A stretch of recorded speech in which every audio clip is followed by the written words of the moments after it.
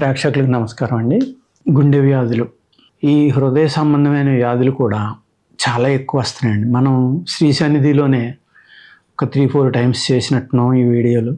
కానీ మళ్ళీ చేయడానికి కారణం ఏంటంటే, ఒక వీడియో చేసిన తర్వాత కొత్తగా కూడా అనేక మంది చూస్తూ ఉంటారు.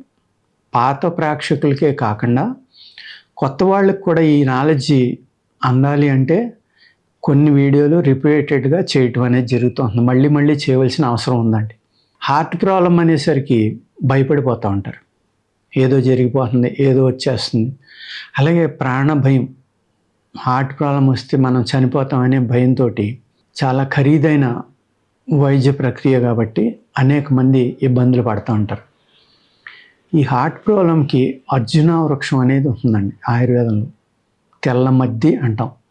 చాలామంది వాళ్ళ కరోనా వచ్చి వెళ్ళిన తర్వాత తెల్ల మద్ది దేనికి పనిచేస్తుంది, శిలాజిత్తు దేనికి పనిచేస్తుంది, అశ్వగంధ దేనికి వాడాలి, ఇలాగా ఎంతోమంది మాకే చెప్తున్నారు ఫోన్లు చేసి. మేము ఇలా వాడుకుంటున్నాం, పనిచేస్తుందా అని గురువుగారు అని అడగటం, నేను వాడుకోండి అంటాం. ఇలాంటివి జరుగుతున్నాయి అన్నమాట. ప్రతి ఒక్కళ్ళు కూడా ప్రకృతి వైపు వస్తున్నారు చాలామంది. ఇప్పుడు తెల్లమద్ది అనేది ఒక అద్భుతమైన మూలిక అండి. ఓన్లీ హృదయం మీదే కాదు, మీ రొమటాయిడ్ ఆర్థరైటిస్ మీద పనిచేస్తుంది, వాత వ్యాధుల మీద పనిచేస్తుంది. అలాగే తగ్గని గాయాలు ఏమన్నా ఉంటే ఆ గాయాలని తగ్గించడానికి కూడా ఈ తెల్లమద్ది ఆకు, తెల్లమద్ది కాయ కూడా పనిచేస్తాయండి.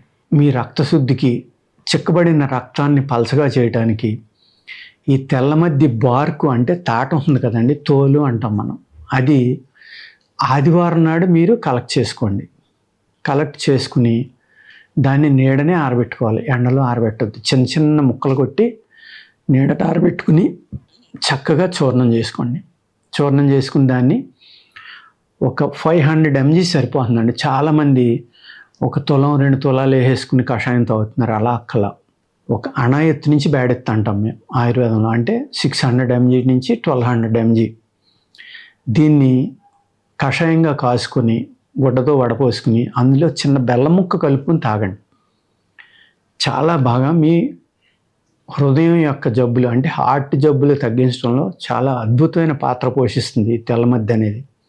అదేవిధంగా ఈ తెల్లమద్ది ఆకును కానీ కాయను కానీ భస్మంగా చేసుకుని దాన్ని నెయ్యిలో కానీ లేకపోతే ఆముదంలో కానీ కలిపి ఒక చక్కని ఆయింట్మెంట్గా తయారు చేసుకుని రాసుకుంటే అనేక గాయాలు తగ్గడానికి చాలా తొందరగా, సెప్టిక్ అవ్వకుండా, పసపట్టకుండా, పెయిన్ని తగ్గించి చాలా ఫాస్ట్గా తగ్గుతుంది అనమాట. ఎంత ఫాస్ట్ అంటే మనం ఊహించలేం.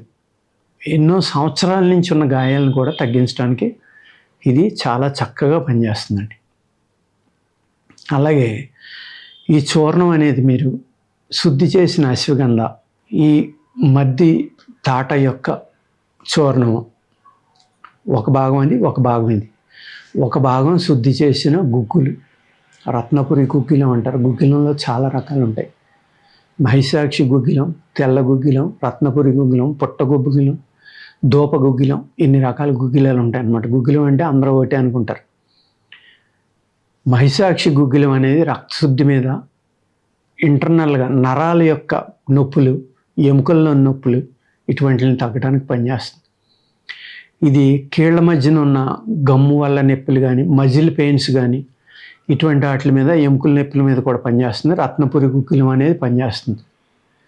అందుకు ఈ రత్నపురి గుగ్గిలం అనేది మద్ది చెట్టు యొక్క తాట పొడు ఒక భాగం, ఇంకొక భాగం శుద్ధి చేసిన అశ్వగంధ.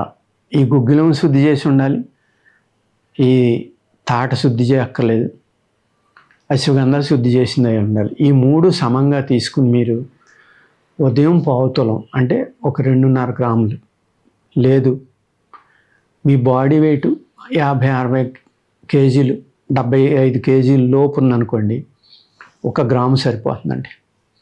1 గ్రాము నుంచి 1200 mg వరకు పాలల్లో కలుపుకొని తీసుకోండి. మళ్ళీ సాయంత్రం కూడా పాలల్లో కలిపి పడుకునే ముందర తీసుకోండి.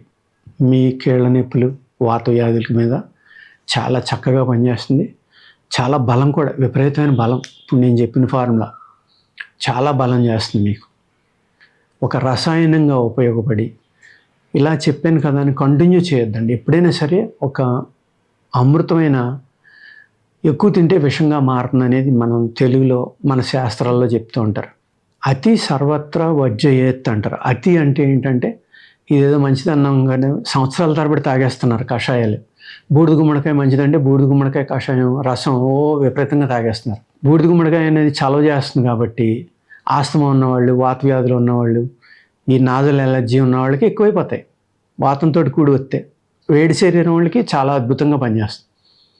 అలా మీ శరీర తత్వాన్ని అర్థం చేసుకుని మీ వ్యాధి యొక్క స్థితి అంటే అప్పుడే స్టార్ట్ అయిందా, మీడియంగా ఉందా, బాగా పెరిగిపోయిందా, దాన్ని బట్టి మీరు డోసు నిర్ణయించుకోవటం, మీ శరీర బరువును బట్టి డోసు నిర్ణయించుకోవడం, ఇలా చేసి మాత్రమే మీరు ఏదైనా తీసుకోండి. ఈ తెల్లమద్ది అనేది అనేక రకాలుగా వాడుకోవచ్చు అన్నమాట. అనేక మూలికల్లో లేహ్యాల్లో కూడా వాడుతూ ఉంటారు. అలాగే అబ్రక భస్మం, తెల్ల మజ్జితి, వాయు విడంగాలు, ఈ 3 రకాలు కనుక తీసుకుని వీటిని ఏం చేస్తారంటే తెల్లమద్ది తాట యొక్క రసంలోనే ఒక 20 రోజులు నూరుకోవాలి. మీరు రసభస్మం కూడా కావాలంటే కలుపుకోండి. 20 రోజులు నూరుకుని గురువిందల్లో మాత్రలు కట్టుకుని ఆ మాత్ర కనుక మీరు ఉదయం ఒకటి సాయంత్రం ఒకటి ఒక కప్పు పాలతోటి తీసుకుంటే మీ శరీర బరువుని బట్టి 2 మాత్రలు కూడా తీసుకోవచ్చు. నేను చెప్పిన అన్నీ సమాన భాగాలు తీసుకోండి. తీసుకుని ఏం చేయాలి, 20 భావనలు చేయాలి. 20 భావనలు అంటే ఏంటి, తెల్లమద్ది తాట యొక్క రసంలో నానబెట్టడం, పగలంతా ఎండలో పెట్టడం, మళ్ళీ నూరడం, మళ్ళీ రసం పోసి మళ్ళీ నూరడం, పగలంతా ఎండలో పెట్టడం, అలా 20 సార్లు ఈ తెల్లమద్ది రసంతో నూరాలన్నమాట. బంగారు భస్మం ఇవాళ బంగారమే 1,50,000 అయిపోయింది కాబట్టి భస్మం 2.5-3 లక్షలు పెట్టినా దొరకట్లేదు. దొరికితే కనుక అందులో 1/4 బంగారు భస్మం కూడా వేసుకుని కనుక నూరి మీరు తినగలిగితే, బంగారం భరించలేమనుకుంటే వెండి భస్మం, రజత భస్మం అంటున్నాం ఇవాళ, అది కూడా విపరీతంగా రేట్లు పెరిగిపోతుంది రోజు ఒకలాగా. ఆ రజత భస్మం కానీ కలుపుకుంటే ఇంకా అద్భుతంగా పనిచేస్తుందండి. మీకు ఆయుర్వేదం మీద ఇంట్రెస్ట్ ఉన్న వాళ్ళకి నేను చెప్పేది ఏంటంటే, ఏ భస్మం వాడినా కూడా అందులో కొద్దిగా ఉసిరి కషాయం కానీ ఉసిరి పౌడర్ కానీ కలిపి నూరడం వల్ల ఏమవుతుందంటే, అందులో విటమిన్ సి ఎక్కువ ఉండడం వల్ల ఈ భస్మం చిన్న పార్టికల్స్ అవ్వకపోతే కనుక దాన్ని ఇంకా చిన్న పార్టికల్స్ చేసే గుణం ఈ ఉసిరి పొడుల్లోని ఉసిరి కషాయంలోని ఉందండి. అందుకు మీకు భస్మాలు ఇచ్చేది ఏదైనా సరే ఉసిరి కషాయంలో ఉసిరి రసంలో ఒకసారి నూరిస్తే ఇంకా అద్భుతంగా పనిచేసి మీకు ఈ ప్రాబ్లం అనేది చాలా తొందరగా తగ్గడానికి అవకాశం ఉంది. అంచేత తెల్లమద్ది అనేది అనేక పేర్లు ఉన్నాయి. అర్జున అంటారు దాన్ని. తెల్లమద్ది అని ఎందుకు వచ్చిందంటే నల్లమద్ది కూడా ఉంది కాబట్టి తెల్లమద్ది అనే పేరు వచ్చింది. నల్లమద్ది ఔషధోపయోగాలు చాలా తక్కువ అండి. ఈ తెల్లమద్ది అనే దాన్ని హయ్యెస్ట్ వాడతారు ఔషధం కింద. అందుకు దీన్ని అర్జున అని కూడా అంటారు. అందుకోసమే మీకు తెల్లమద్ది ఉపయోగాలు ఏంటనేది ఇంత చక్కగా వివరించడం జరిగింది. మీరు దీన్ని వాడుకుని మీ హృదయ సంబంధమైన వ్యాధుల నుంచి ఉపశమనం పొందుతారని కోరుతా ఈ వీడియో చేయటం జరిగిందండి. నమస్కారం.